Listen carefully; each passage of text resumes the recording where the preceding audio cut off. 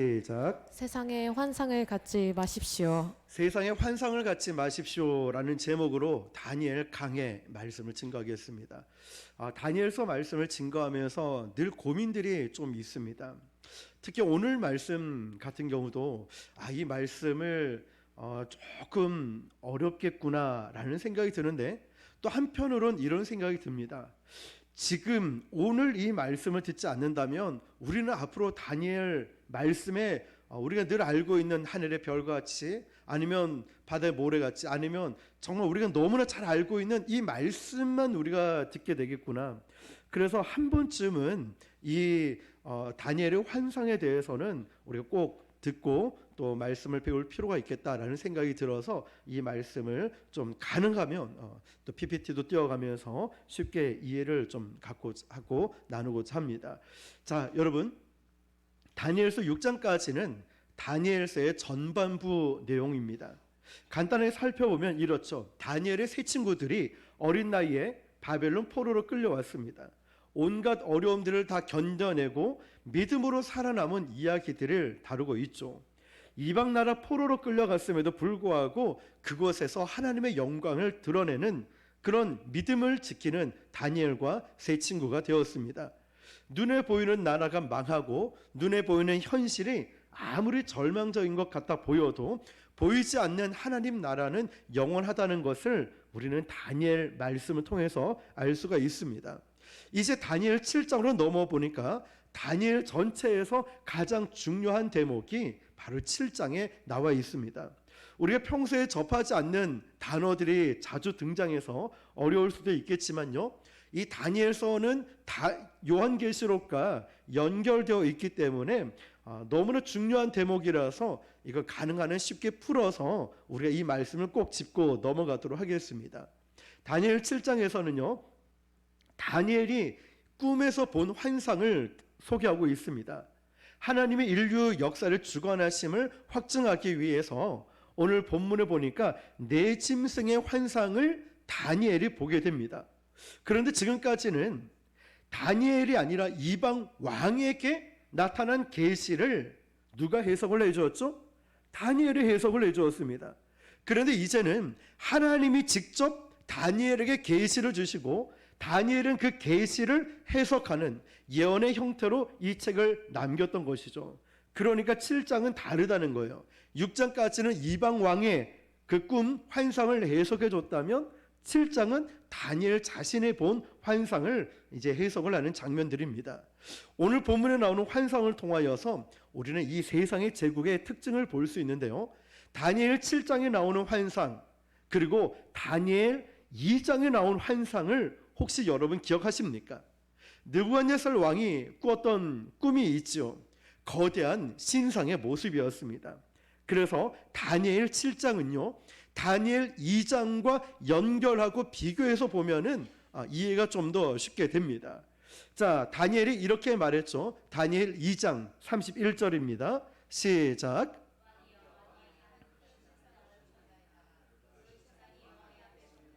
크고 광채가 매우 찬란하며 그 모양이 심히 두려우니. 아멘.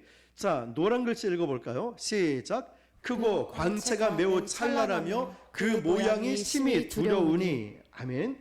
자, 이때 신상이 사람의 모습을 하고 있다는 것은요, 신상이 상징하고 있는 세상의 모든 제국들은 바로 인본주의 제국들이라는 것을 말하고 있습니다.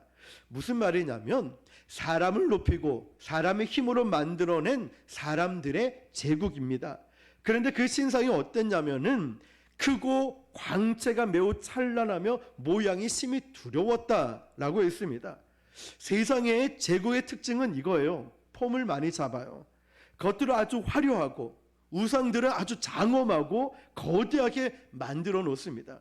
마치 작아 보이고 우리가 거기에 비하면 우리는 정말 초라하게 보이게끔 아주 금신상이나 우상들은 거대하게 만들어 놓습니다. 넋이 나가서 자기들의 노예가 될 수밖에 없다. 너희들은 이것처럼 아무것도 아니야. 금신상 우상을 통하여서 보여주는 거죠. 바로 세상의 권력의 오만함입니다. 자, 이 신상의 각 부위가 상징하는 부분들을 한번 잘 보시면, 한번 PPT를 띄워줘 보시면요. 자, 첫 번째는 황금으로 된 머리가 있고요. 또 2번은 뭐라고 돼 있죠?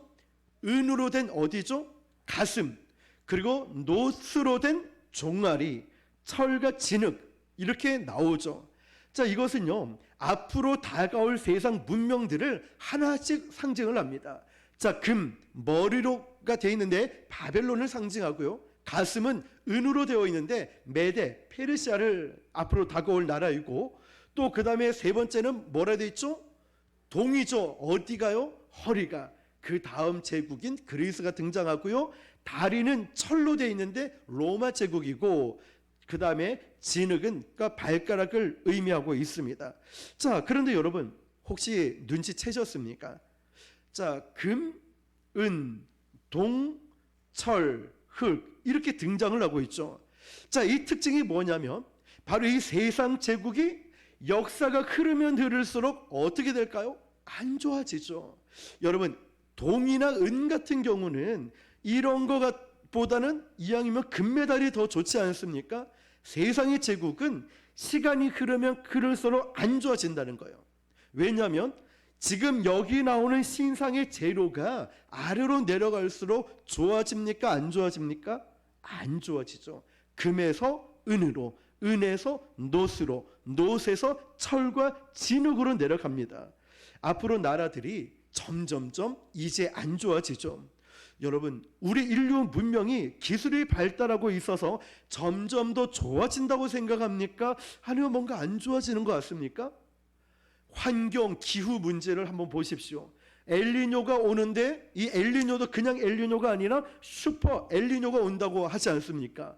원래는 비가 안 와야 되는데 또 비가 많이 온다고 그러고 닥쳐봐야 알죠. 지진도 일어나죠. 폭풍우도 일어나죠. 태풍도 오죠.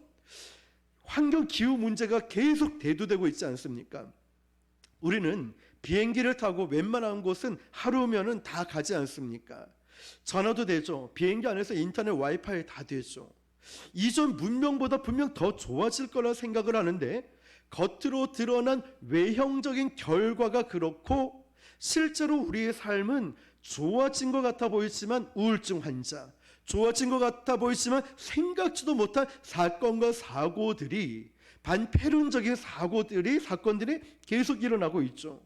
하나님 보시기에는요, 지금 인류가 계속 성장하고 있는 것이 아니라 점점점 다운되고 점점 타락해져 가고 점점점 악해져 가고 있다는 걸 말씀하고 있는 거예요. 그래서 오늘 다니엘 7장은 몇 장과 비교해서 봐야 된다 했죠? 2장. 자, 다니엘 2장에서는요, 인간의 제국들을 신상으로 묘사를 했다면 오늘 본문 7장에 나오는 바다에 나온 뭐로 묘사를 할까요? 짐승으로 묘사를 해요. 다시 정리해 볼까요? 다니엘 2장은 인간의 제국을 뭐로 묘사했다고요? 신상. 다니엘 7장에서는 바다에서 나온 뭐로요? 짐승으로 묘사를 합니다.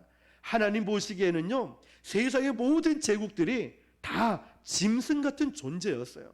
자기보다 약한 나라 가차없이 힘으로 짓밟아 버리는 약육 강식과 같은 정글과 같은 이 세상의 제국들은 하나님 눈에 보니까 다 짐승 같아 보였다는 거죠. 그런데 이 짐승이 어디서 나왔냐면 3절을 보니까 어디서 나왔다 돼 있죠? 같이 읽어볼게요. 시작. 큰 짐승 넷이 바다에서 나왔는데 그 모양이 각각 다르더라.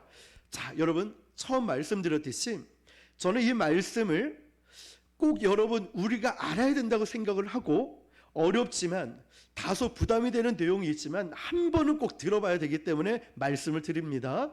그러므로 귀를 여시고 눈을 여시고 마음을 여시고 한 번은 내가 꼭 들어야 되겠다라는 생각으로 들어주시기 바랍니다. 자, 3절을 보니까 이 네 짐승이 어디서 나왔다 돼 있죠? 바다에서 나왔대요. 바다는 세상을 상징합니다. 요한계시록에 포함해서 성경에서 바다는요, 긍정적인 의미보다는 부정적인 의미로 많이 사용됩니다. 그런데 가만히 보니 바다에서 나온 네 짐승의 모양이 같습니까? 다릅니까? 다르다고 돼 있죠.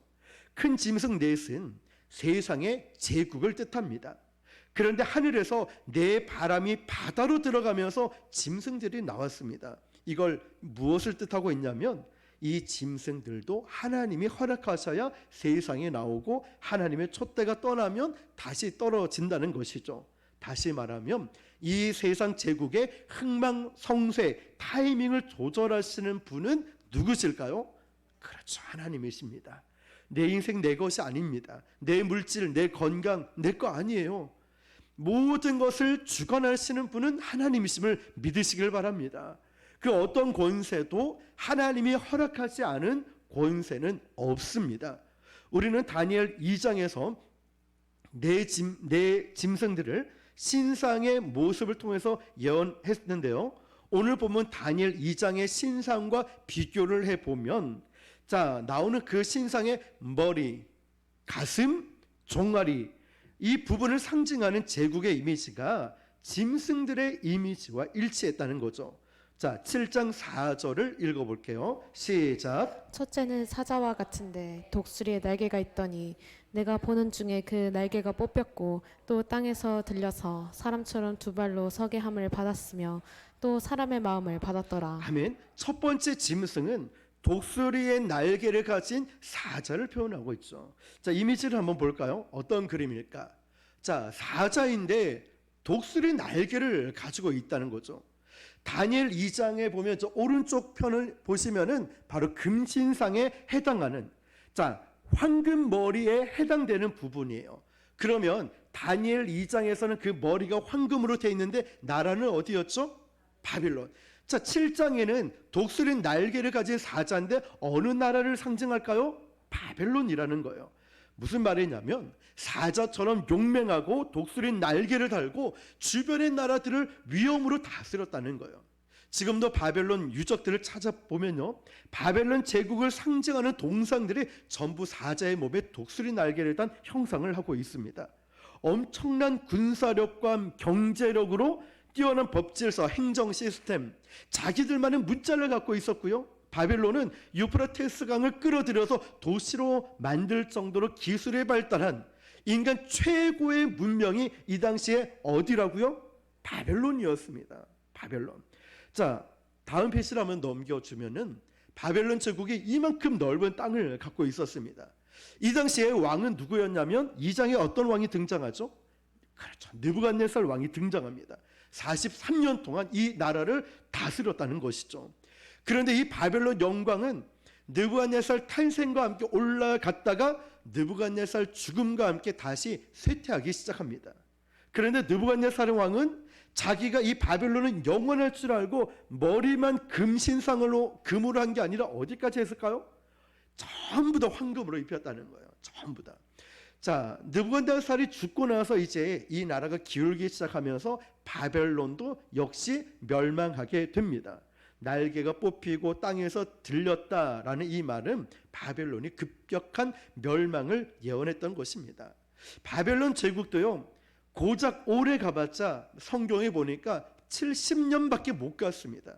한 사람의 이 카리스마적인 너무 의지하게 되니까 그 느부갓네살 왕이 죽고 나니까 나라도 무너지게 된다는 걸, 이걸 보여주고 있습니다. 자, 이게 첫 번째 동물이었다면 사자 몸에 독수리 날개가 있던 것이 바벨론을 뜻했다면 두 번째 짐승이 누구냐면 7장 5절입니다. 시작. 다른 짐승 곧 둘째는 곰과 같은데 그것이 몸 한쪽을 들었고 그 입에 이 사이에는 새 갈빗대가 물렸는데 그것에게 말하는 자들이 있어 이르기를 일어나서 많은 고기를 먹으라 하였더라. 아멘. 자, 노란 글씨만 포인트를 잡아볼게요. 다른 짐승 곧 뭐가 있죠? 둘째는 곰이었고요. 몸 한쪽을 들었어요.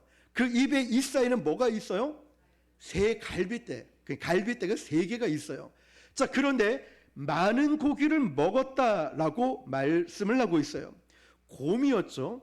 다니엘 2장에서는 두 번째 어디를 뜻하냐면 은으로 된 가슴을 뜻해요. 자, 다음 PPT 넘겨주면 이거예요. 자, 곰이 한쪽 발을 들었습니다. 그런데 이 사이에는 새 갈빗대가 있었죠. 자, 이게 7장의 내용이라면 다니엘 2장에는 어느 부분에 해당하죠? 그렇죠. 가슴은 뭐로 만들었어요? 은으로 되어 있죠. 이 나라는 메대와 페르시아를 의미하는 거예요. 첫 번째 나라 아까 사자 독수리는 어떤 나라였죠? 바벨론. 70년 만에 멸망했습니다. 느부갓네살 왕이 죽으면서. 두 번째는 메데 페르시아요.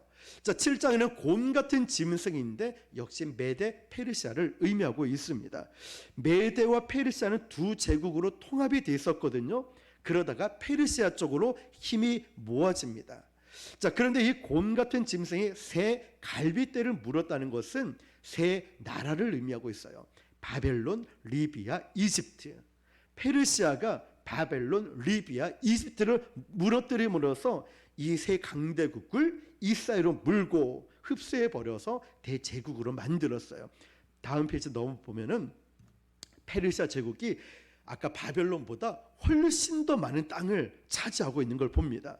페르시아가 아까 말씀 보니까 많은 고기를 먹을 것이다 강조하고 있는데 그만큼 페르시아가 먹은 나라가 이 세 나라 말고도 계속해서 많아졌다는 거예요. 인도에서부터 아프리카까지 유럽, 아시아, 중동에 이르기까지 엄청난 대제국, 인구도요 2천만이 넘었어요. 그래서 페르시아가 항상 자랑하는 게 뭐였냐면 숫자였습니다. 광활한 영토, 수많은 군대, 엄청난 돈. 지금도 인간의 제국은 숫자, 규모, 크기를 자랑하는 사람이 있죠. 그러나 우리가 지난번 봤죠? 솔로몬이 숫자, 규모, 크기를 자랑하다가 나중에 망하게 되잖아요. 페르시아의 교만이 이거였어요. 자, 바벨론이 70년 만에 무너졌듯이 페르시아도 무너지게 돼요. 바로 가슴, 은으로 만든. 이제 세 번째 짐승을 볼까요? 7장 6절입니다. 시작. 그 후에 내가 또 본즉 다른 짐승 곧 표범과 같은 것이 있는데 그 등에는 새 날개 넷이 있고 그 짐승에게 또 머리 넷이 있으며 권세를 받았더라. 아멘. 페르시아 영광이 한 200년 가다가 역시 무너졌어요. 바벨론은 70년, 페르시아는 200년, 좀 오래 갔죠. 그런데 이 표범 같은 짐승이 바로 그 유명한 페르시아 제국을 가르치는 거예요. 자, 표범 같은 짐승이에요. 다니엘 2장에는 바로 허리를 상징하고 있는 부분이죠. 자, 그리스입니다. 표범은 잔인하고 민첩한 사냥꾼입니다. 자, 23살의 젊은 나이에 왕위에 오른 알렉산더는 10년 만에 그때까지 알려져 있던 모든 문명들을 다 정복해 버립니다. 그러나 인도의 끝자락 가서 울었습니다. 왜 울었냐면 더 정복할 나라가 없네 이러면서 울어버렸다 합니다. 자, 그리스 제국은 아까 페르시아보다 바벨론보다 훨씬 더 많은 땅을 차지했죠. 얼마나 빠르게 차지했냐면 표범처럼 빠르게 정복했다는 거예요. 그런데 그 짐승이 아까 그림을 보시면은 아까 이미지를 보시면 이렇게 돼 있죠. 자, 표범이 있는데 날개가 짐승이 있고 머리가 몇 개인지 보입니까? 하나, 둘, 셋, 네 개. 날개는 몇 개예요? 네 개가 있다고 했죠. 알렉산더가 죽고 나서 헬라 제국 4명의 부하 장군에 의해서 4등분되어서 4등분되어서 다스려지게 됩니다. 주전 63년 그 4등분된 헬라 제국이 갑니다. 자, 이제 네 번째 짐승이 나오는데 7장 7절입니다. 시작. 내가 밤 환상 가운데 그 다음에 본 넷째 짐승은 무섭고 놀라우며 또 매우 강하며 또 새로 된 큰 이가 있어서 먹고 부서뜨리고 그 나머지를 발로 밟았으며 이 짐승은 전에 모든 짐승과 다르고 또 10뿔이 있더라. 아멘. 자, 이 넷째 짐승이 바로 다니엘 2장에서 나오는 철로 된 어딜까요? 다리를 의미하고 있어요. 자, 머리는 뭐로 만들다고 했죠? 금. 가슴은요? 은. 자, 그다음에 이제 다리는 철이었죠. 철. 자, 헬라 제국이 붕괴된 주전 63년경에 세계 역사에 등장해서 무려 500년 동안 전 세계 최대 강국으로 군림했던 나라가 바로 로마 제국이었어요. 그런데 여러분 이 사진을 보면은 굉장히 이 사진을 제가 이미지를 준비하면서도 너무 무섭더라고요. 자, 로마 제국의 특징은 강한 힘, 파괴적인 성향이었어요. 우리 7절에 한 번 더 보면요.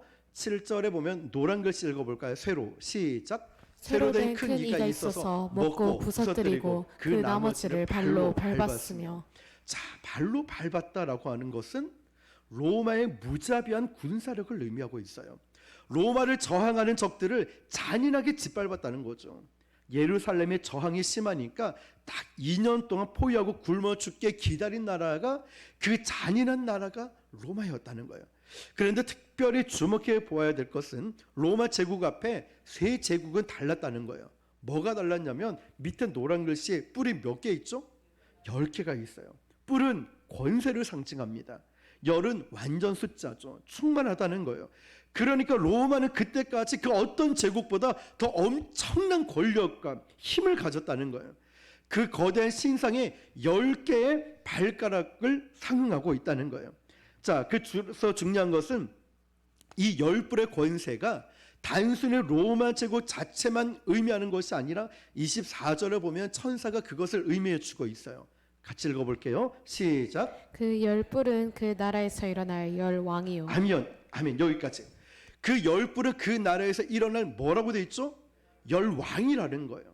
그러니까 로마에서 일어날, 로마 이후에 일어날 제국을 상징하는 것이 10뿔이었습니다. 제국의 멸망 이후에 주님 다시 오시기 전까지 나타났다가 사라질 나라와 권세들을 통틀어서 10뿔이라고 합니다. 10뿔이 이 나라에서 일어났다는 것이 무슨 말이냐면, 수많은 학자들의 의견이 있지만 가장 근접한 의견은 로마의 유전자가 그 이후에도 일어날 제국 안에도 들어있다는 뜻이에요. 자, 그런데 10뿔 다음에 나오는 작은 뿔이 있는데요, 우리 다니엘 7장 8절입니다. 시작. 내가 그 뿔을 유심히 보는 중에 다른 작은 뿔이 그 사이에서 나더니 첫 번째 뿔 중에 셋이 그 앞에서 뿌리까지 뽑혔으며 이 작은 뿔에는 사람의 눈 같은 눈들이 있고 또 입이 있어 큰 말을 하였더라. 아멘. 10뿔들 사이에 다니엘도 영성이 있는 사람이니까 아무리 환상이라 할지라도 그 10뿔에 신경이 쓰인 거죠. 세 제국은 척적, 바벨론도 넘어 70년 만에 무너지고 메데 페르시아도 200년 만에 무너지고, 그런데 이 네 번째 제국은 뭔가 좀 그리스도 무너지고 네 번째 제국은 뭔가 다르다는 거예요. 네 번째 짐승 안에 10뿔을 가만히 보고 있으니까 뭐가 있어요? 작은 뿔이 쑥 하고 나오더니 먼저 난 뿔 셋을 뽑아버리고 새로운 세력으로 자리 잡은 거죠. 그런데 이 나머지 뿔보다 더 큰 힘을 갖게 돼요. 뒤에 나온 작은 뿔이 말이죠. 우리 노란 글씨 한번 읽어볼까요? 시작. 사람의 눈 같은 눈들이 있고 또 입이 있어 큰 말을 하였더라. 큰 말을 한다, 이거는요, 말에 힘이 있다는 거예요. 말대로 이루어지는 권세가 있다는 거예요. 작은 뿔은 어떤 악한 인격체를 가르칩니다. 눈은 지적인 능력이고 큰 입은 교만이거든요. 이것은, 이 작은 뿔은 주님 다시 오시기 전에 열방들을 향한 엄청난 카리스마적인 통치력을 바라는 강력한 리더자를 말하고 있어요. 바로 주님 재림하시기 전에 악하고 잔인한 세계적인 그 통치자 적 그리스도를 가리키고 있는 거예요. 적 그리스도가 이미지가요, 요한계시록 13장에 나오는 666, 바로 짐승의 마크를 말하고 있습니다. 원래 사단은 자기 게 없습니다. 항상 하나님이 무엇을 하시면은 그걸 오염시키고 변질시키고 타락시켜요. 이단 사이비가 그렇죠. 이단이 원래 본 자기 게 없어요. 성경을 가지고 이단 뜻이 이거잖아요. 달을 이, 끝, 단, 끝이 다르다. 시작은 똑같지만 성경을 가지고 자기 마음대로 해석을 해버리잖아요. 이단이 그런 거예요. 적 그리스도는 예수님의 성육신, 사탄을 흉내낸 거예요. 사탄의 모든 계획들을 예수님이 인간의 몸을 입고 성육신 하셔서 십자가에서 모든 것을 다 부수지 않습니까? 그러니까 사탄도 마지막 날에 인간의 육체를 입은 몸으로 나타나서 인간들을 타락시키고 예수님을 대항하고 있다는 거죠. 사탄은 바로 그런 존재입니다. 적 그리스도는 한 명일 수도 있고 여러 명일 수도 있다는 거죠. 무서운 권력을 가지고 사람을 장악하고요, 나라들을 장악하고 하나님의 백성들을 핍박하는 그런 적 그리스도 존재들이 이미 역사에는 많이 있었습니다. 이 적 그리스도의 특징은요, 하나님을 말로 대적한다는 거예요. 우리 27장 25절입니다. 7장 25절 시작. 그가 장차 지극히 높으신 이를 말로 말로 대적하며 대적하며 또 지극히 높으신 이의 성도를 괴롭게 할 것이며 그가 또 때와 법을 고치고자 할 것이며 성도들은 그의 손에 붙임받으어 한 때와 두 때와 반 때를 지내리라. 아멘. 적 그리스도는 특별히 무엇으로 하나님을 대적한다고 했죠? 말로 대적한다고 했어요. 말로. 하나님께서는 무엇으로 세상을 창조하셨죠? 말씀으로. 그런데 사탄은 말로 유혹해서 타락을 시킨다는 거예요. 사람들을. 하나님께서는 지금도 우리에게 이 마지막 때에 말씀을 주셔서 사람을 살려내는데, 사탄은 말로 사람의 영혼을 타락시키고 죽인다는 거예요. 그러므로 우리도 상처받고 시험 드는 이유가 딴 게 아니라 말 때문에 그렇잖아요. 그래서 우리 지난주에 나누었죠. 비판하지 말아야 될 이유가 뭔지. 자, 여러분, 굉장히 우리가 말을 조심을 하고 신경 써야 되고 긍정적인 믿음의 언어가 중요하겠죠. 오늘날 여러분 아시겠지만 SNS, 인터넷 통해서 얼마나 더럽고 음란하고 폭력적인 쓰레기 같은 말들이 얼마나 난무합니까?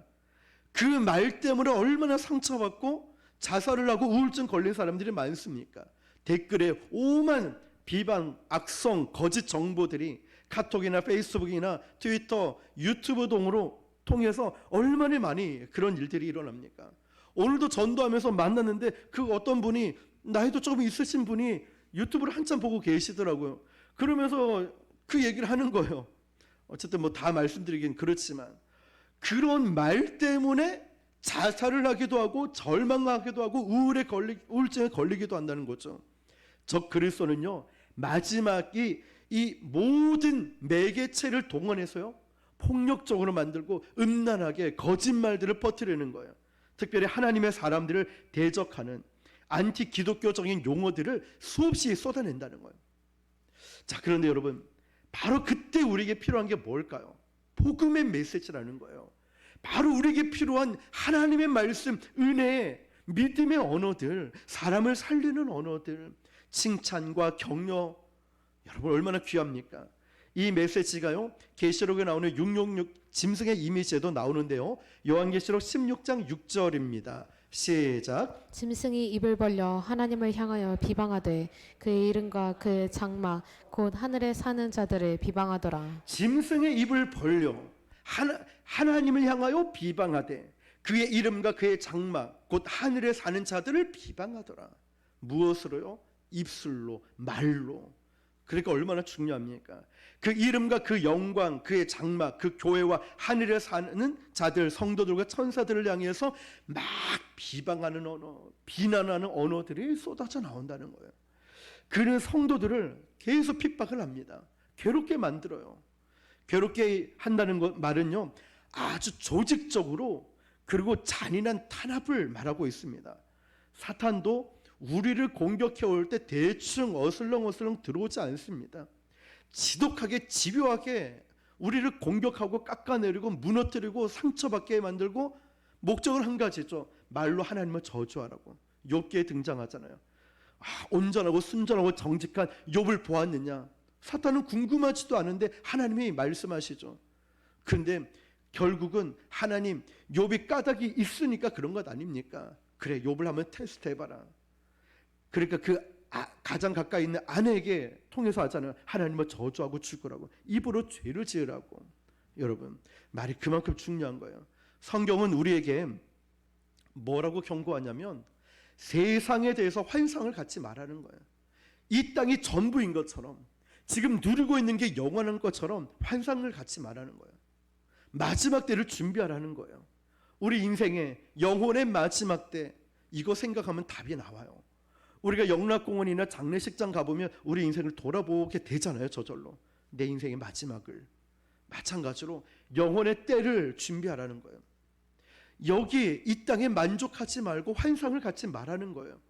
물질 문명이 발달하고요, 고층 빌딩이 들어서고 민주주의가 들어오고 자유가 있고요, 사람들이 세련된 옷을 입고 화려하게 산다고 해서 여기가 괜찮은 세상이다 생각하지 말라는 거예요. 우리 주님은 저와 여러분에게 이걸 명확하게 가르쳐주고 깨닫게 해주시는 거예요. 왜냐? 세상에 양복 입은, 정장 입은 무서운 적 그리스도인들이, 세력들이 판을 치는 시대에 우리가 살고 있거든요. 정말 중요한 건 고난과 핍박이 오는 게 아니라 성공하고 잘 되고 일이 잘 풀릴 때가 위험하다고 했잖아요. 아무 문제가 없으니까 절박함이 없어요. 답답함이 없어요. 애절함이 없어요. 핍박을 받아도 죽음을 무릅쓰는 이 그리스도인의 기백이 없어졌어요. 정말 기도하는 이 예배자로 살아가는 마음 말입니다. 어린 양의 보혈의 피로 거듭난 모든 사람들, 짐승의 마크를 받지 않은 적 그리스도의 지배하에 들어가지 않는 모든 자들에게, 그리스도인들에게 총 공세가 시작되고 있다는 거죠. 20세기에 들어와서 전 세계의 교회가 많은 부흥을 경험하면서 동시에 얼마나 많은 크리스천들이 세계 곳곳에서 순교당하고 투옥당하고 핍박당하고 때로는 직장을 잃는지 모릅니다. 그 상황이 앞으로도 계속 될 거라는 거죠. 우리가 살아가는 이 땅에서요. 그래서 우리는 이 복음에, 정말 이 복음에 우리가 모든 것을 걸어야 돼요. 십자가 복음을 위해 하나님 말씀 앞에 두려워 떠는 자, 운명을 거는 자, 지금도 동성연애 한번 보십시오. 온갖 더러운 일들이 사탄 숭배를 지지하면서 나서지 않습니까? 이슬람에 대해서 우리나라 얼마나 포용적인 나라가 되어버렸습니까? 미국에서는 많은 주에서 로마서 말씀대로 동성애가 죄다라고 말하면 감옥에 가고 벌금을 물어야 돼요. 동성연애 보호법도요 생겨버렸어요. 그래서 몇몇 고등학교 교과서에는 버젓이 동성연애가 합법화된 것처럼 실리고 있어요. 앞으로는 더 많이 일어날 거라는 거예요. 옛날에 우리 코로나 직전까지만 보더라도 전도하는 교회들 얼마나 많았습니까? 복음을 전하고 얼마나 많이 있었습니까? 지금은 찾아보기 힘들 정도로 지금 한국 땅에서 일어나고 있는 여러 가지 일들을 보면은 우리 교회가 얼마나 깨어 기도해야 되는지를 잘 보여주고 있습니다. 그럼에도 불구하고 우리 교회는 오늘도 하루 종일 복음을 전하고 또 정말 말씀을 또 기도로 깨어있고 새벽마다 기도하고 화요일 저녁에는 우리 온 성도를 위해 한 명 한 명 이름 불러가며 기도하고 또 말씀 제자 양육도 쉬지 않고 계속 가르치게 애를 쓰고 우리가 어떤 인간적인 그런 욕심들이 있습니까? 아니잖아요. 정말 예수 그리스도 복음 그거 하나 바라보고 우리가 살아가고 있지 않습니까? 그런데 이 적 그리스도는요 하나님의 질서를 무너뜨린다 했습니다. 다니엘 7장 25절 보니까요 때와 법을 고치자 할 것이며 자, 그 돼 있습니다. 때와 법을 고친다는 이 말은 뭐냐면 역사를 다스리시는 하나님의 타이밍, 하나님의 섭리 이걸 자꾸만 사탄이 바꿔버린다는 거예요. 예배를 폐하고 기도회를 없애버리고 전도하지 말자, 새벽 기도 없애버리고 수요 예배, 금요 예배 없애버리고 주일날 딱 한 번 예배 드리고 이 모든 것을 폐하게 된다는 거예요. 그 전까지만 해도 이방의 권세들도요 하나님 무서운 건 알았습니다. 느부갓네살도 알았고요 페르시아도 다리오 왕도 알았습니다. 하나님의 무서운 권세 앞에 무릎 꿇었습니다. 그런데 로마 이때부터 달라졌다는 거죠. 로마의 황제들은 어떤 일을 시작했냐면 로마 황제의 생일에 맞춰서 달력도 바꿔버렸어요. 로마 황제가 10월 달에 태어났으면 그의 로마 달력은 10월 달이 1월 달이 돼버리는 거였죠. 그런 일들을 노골적으로 황제 숭배 사상으로 일어나게 된 것입니다. 하나님의 시간에 하나님의 역사에 정면 도전하기 시작한 거죠. 적그리스도가 하는 게 바로 이거예요. 하나님의 때를 바꿔버려요. 자기 마음대로 역사를 하나님이 만들어 놓은 역사를 질서를 바꿔버려요. 그러면서 하나님의 교회를 핍박하는 거예요. 그러나 그 핍박이 영원히 가지 못할 거라고 성경은 말씀하고 있어요. 다니엘 7장 25절 보니까요 성도들은 그의 손에 붙임 바 되어 한 때와 두 때와 반 때를 지내리라. 아멘. 그 때가 얼마나 긴지는 모르지만 그래도 이 적 그리스도가 성도를 압박하는 때가 영원히 가지 않도록 하나님이 그 선을 그어 놓으셨다는 겁니다. 그래서 우리는 절망의 때도 소망을 가지고 기다릴 수가 있는 것입니다. 이 적 그리스도가 아무리 눈으로 보면 육적인 눈으로 보면 절망스럽죠. 9시 뉴스만 봐도 세상에 소망이 없는 것 같아요. 그러나 우리는 위축될 필요가 없습니다. 왜냐하면 이 적 그리스도보다 훨씬 크신 분이 바로 우리 아버지이기 때문에 바로 이 세상의 어떤 권사보다 전능하신 분이 나의 아버지이기 때문에 문제가 없다는 게 아니라 문제보다 훨씬 큰 분이 바로 하나님이시고 그 하나님이 다니엘에게 이렇게 알려주고 계십니다. 9절입니다. 시작. 내가 보니 왕자가 놓이고 옛적부터 항상 계시니가 좌정하셨는데 그의 옷은 희기가 눈 같고 그의 머리털은 깨끗한 양의 털 같고 그의 보좌는 불꽃이요 그의 바퀴는 타오르는 불이며. 아멘. 여기서 옛적부터 함께 계신 이는 태초부터 계시고 역사를 주관하시는 하나님 아버지를 상징해요. 그분이 바로 그 보좌에 앉으셨다는 거예요. 역사를 다스리는 것은 세상이 아니라 대통령이 아니라 위정자가 아니라 저 그리스도가 아니라 누구시라고요? 하나님이시라는 거. 내가 아무리 고난이 있고 어려움이 있고 답답한 일이 있어도 내 인생을 주관하시는 분은 누구시라고요? 하나님이십니다. 우리 교회가 시작하는 교회로 열심히 전도, 열심히 기도하고 말씀 가운데 끼어 있을 때에 이 교회의 주인도 예수 그리스도라는 거예요. 여러분, 이 사실을 절대로 잊지 마시길 바랍니다. 아무리 어렵고 힘들어도 주관자는 하나님이십니다. 자, 두 번째 가로 2번에 보면 읽어볼까요? 시작. 그의 옷은 그의 머리털은 깨끗한 양의 털 같고. 아멘. 자, 여러분, 쓰레기통 가만히 보고 있으면, 더러운 걸 보고 있으면 어떻게 될까요? 머리가 아파. 더러운 냄새 맡고 있으면 내 머리가 아파. 저 그리스도가 만든 세상을 보고 있으면 머리가 아픕니다. 왜? 사탄은 더럽거든요. 생각이 더러워요. 말하는 게 더럽고 행동이 더러워요. 그 사탄이 지배하는 세상이 더럽기 때문에. 그러나 하나님은 깨끗하십니다. 하나님은 거룩하십니다. 하나님은 아름다운 분이십니다. 사탄을 보면서 두통이 많이 있던 분들은 하나님 보면 두통이 사라집니다. 그래서 3번의 밑에 말씀에 뭐라고 되어 있죠? 시작.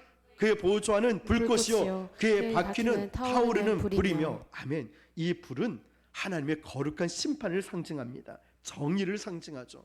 그것이 바퀴처럼 돌아간다는 것은 이 심판이 역동적이라는 거예요. 곧 전 세상의 악한 존재를 향해서 하나님께서 진군하시고 다스린다는 말씀입니다. 우리 10절을 한번 읽어볼게요. 시작. 불이 강처럼 흘러 그의 앞에서 나오며 그를 섬기는 자는 천천히요 그의 앞에서 모셔 선 자는 만만이며 심판을 베푸는데 책들이 펴 놓였더라. 아멘. 강물에서 흘러나오는 불은 마치 용암이 폭발해서 나오는 것처럼 이 심판은 아무도 피할 수 없다는 거예요. 아주 심판이 급박하고 완전하게 이루어진다는 뜻인데요. 그 심판을 집행하는 자들이 천천히요 만만이다. 이 말은 하나님의 군대가 저 그리스도의 군대보다 훨씬 많다는 뜻이니까 무슨 뜻이냐면 너 두려워하지 마, 이 뜻이에요. 하나님의 군대가 우리 열왕기상 때 배웠죠. 눈을 열어주니까 훨씬 더 많은 하나님의 군대가 있지 않았습니까? 두려워하지 말라는 거예요. 여러분의 연약함, 나의 부족함 걱정하지 마. 하나님의 때에 하나님의 방법으로 역사하시고 응답해 주심을 여러분 믿으시길 바랍니다. 오늘 우리가 이 땅에서의 삶이 지치고 힘들어도요, 크리스천으로 살아가는 것이 어렵고 고단해도요, 많은 상처와 아픔이 가득해도요, 우리 주님은 여전히 변함없이 저와 여러분을 사랑하시고 함께 하십니다. 세상의 그 어떤 환상을 붙잡고 살지 마십시오. 이 땅이 영원할 거라고 믿지 말라고 내 짐승을 통해서 또 한 번 알려주시는 거예요. 2장에서 봤듯이 머리만 금신상이 아니라 온통 느부갓네살은 자기가 영원할 줄 알고 금으로 다 발랐지만 아니었어요. 모든 것이 은으로 노수로 철으로 내려갈수록 땅은 넓어질지 몰라도 결국은 다 망하게 되고, 이 내 짐승의 환상을 통하여서 우리 주님은 다시 보여주시면서 이 적 그리스도, 이 모든 것들보다 나는 더 뛰어나고 전지전능한 하나님심을 알려주시면서 세상 것은 무너져, 세상의 저 나라 저 제국들은 무너질 거야. 그렇지만 오직 주의 말씀은 영원하다는 것, 주님이 이걸 알려주시는 거예요. 세상의 환상을 갖지 마시고 세상이 영원하다는 것을 믿지 마시고 거룩한 주님, 아름다운 주님을 바라보시길 바랍니다. 그 주님이 역사를 주관하시고 나를 주관하시고 가정을 주관하시고 우리 인생 모든 것을 주관해 주실 것입니다. 좁은 문, 좁은 길, 십자가를 지고 우리 모두 함께 그 길을 걸어가시는 저와 여러분 되시기를 주님의 이름으로 축원합니다. 기도하겠습니다.